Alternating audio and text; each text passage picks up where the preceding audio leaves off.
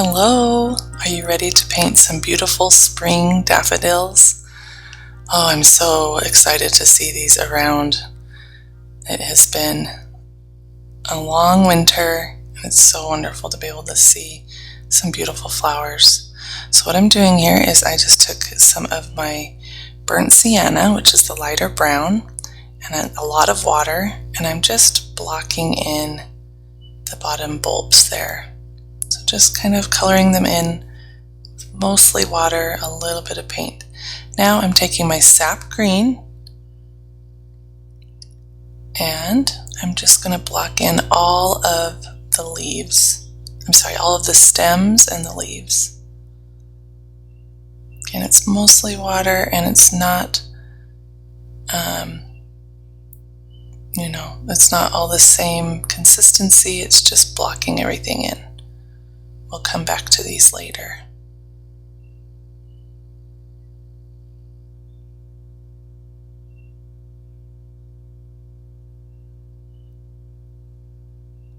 We learned so many cool things about daffodils this month.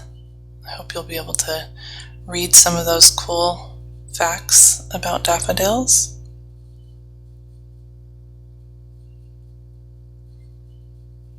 Do you have daffodils in your yard? We don't, but I want to plant some so that we have them next year. The nice thing about daffodils is they come back year after year, so you just have to plant them one time and they come back. We just moved, and so we don't have any yet, but we plan on putting some in our yard. They're just such a happy flower. And we learned in Nature's Art Club that they actually are really hardy. They can grow through snow, and they last for a while, even in cold conditions. Okay, and we're just finishing out here.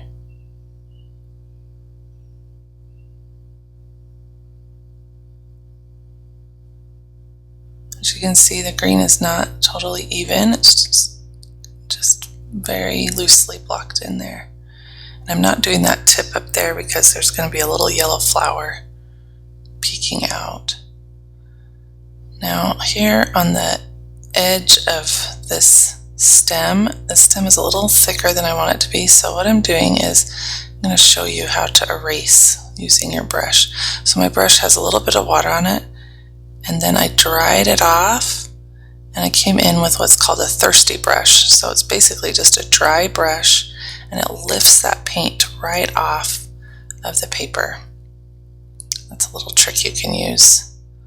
Okay, now I'm coming in with some cadmium yellow, so that's the warmer yellow there in your palette, and I'm doing the same thing. I'm just going to block everything in, all of the flowers, with this yellow. It's mostly water.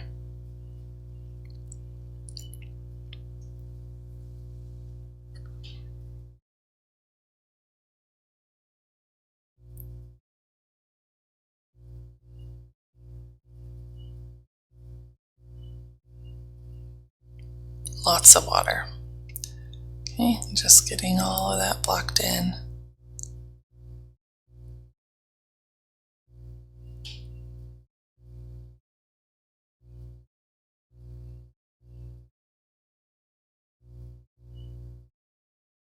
I don't know if you can hear, but there's a bird right outside my window just singing a song.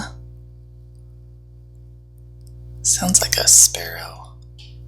Okay, now we're going to focus on these bulbs a little bit. So I'm mixing my burnt umber with my burnt sienna, so the two browns, the light and the dark. I'm mixing those together, and I'm looking at my reference picture above, and I'm just going to bring in some nice shadow there, leaving some of the areas untouched, but then just kind of blocking in some of those darker tones. and just touching the roots at the very top. I'm going to leave them mostly white.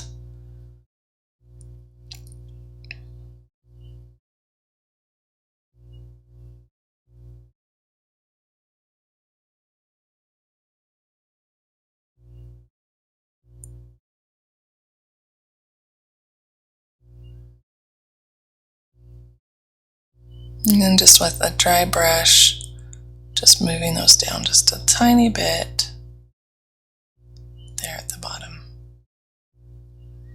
Okay, so now I'm going to go and get some cadmium red, which looks orange, but I'm mixing it with a little bit of my cadmium yellow to get a nice orange color. And I'm just going to go into all of the little crevices of these flowers, these daffodils. And I'm just going to make some lines. Might seem a little bit scary to just do that, but trust me. So just kind of putting paint where I think shadows would be in my flowers.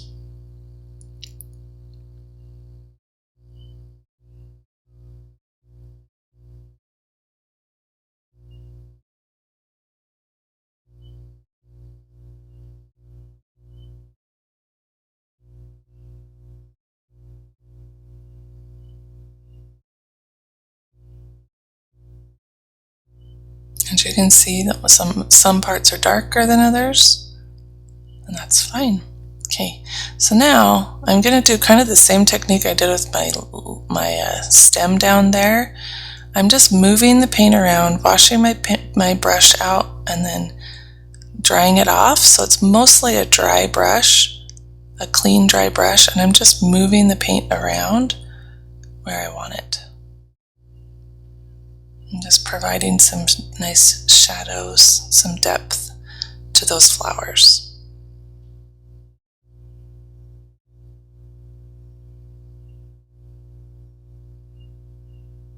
So lifting some of that paint off and moving it around at the same time, drying my brush as I go.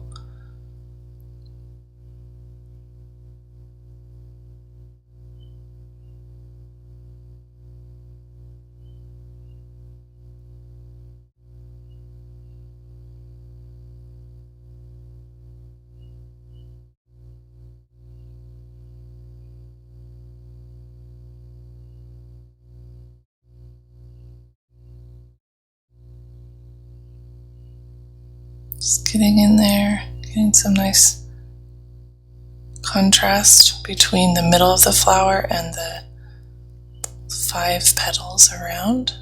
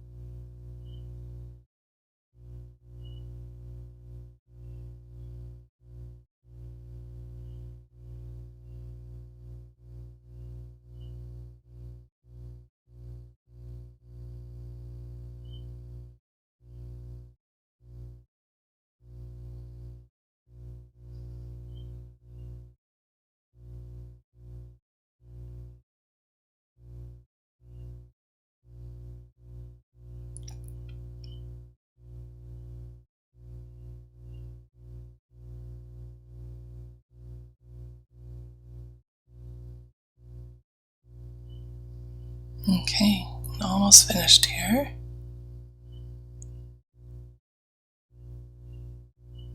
Leaving the little trumpet parts of those flowers lighter so that you can really see them. Okay, so I'm coming back with my green, my sap green, and I'm just going to add some shadow there to my leaves and stems there at the bottom, using my reference picture as a guide, but also just imagining where the shadows would be if the sun was shining on those flowers.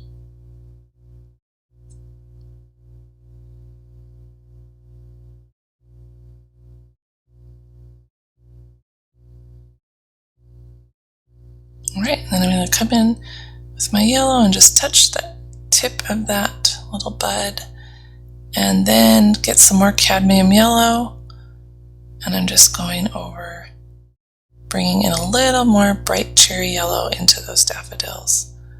Just another layer of paint. Just kind of touching them, not really covering the whole thing, just adding a bit of yellow here and there.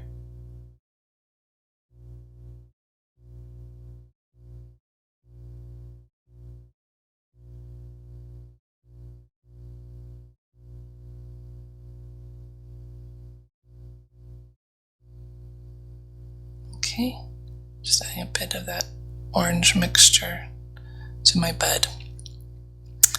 Okay, so now it's time to outline. You can choose to do this or not. You know that I always like to outline. It's just the style that I like. So I'm just going to go over all my lines, starting with the dry areas first, and then making sure I get every little spot. I hope that this video has brought you some happiness. I hope that you enjoy making your daffodils this wonderful April, and that it brings a little sunshine into your life. Please let me know if you have any questions, and when you're all finished, give it to somebody that you love to brighten their day. And if you have real daffodils in your yard, go and study them. See what you can learn. Okay, with that, I will say goodbye. We'll see you next time.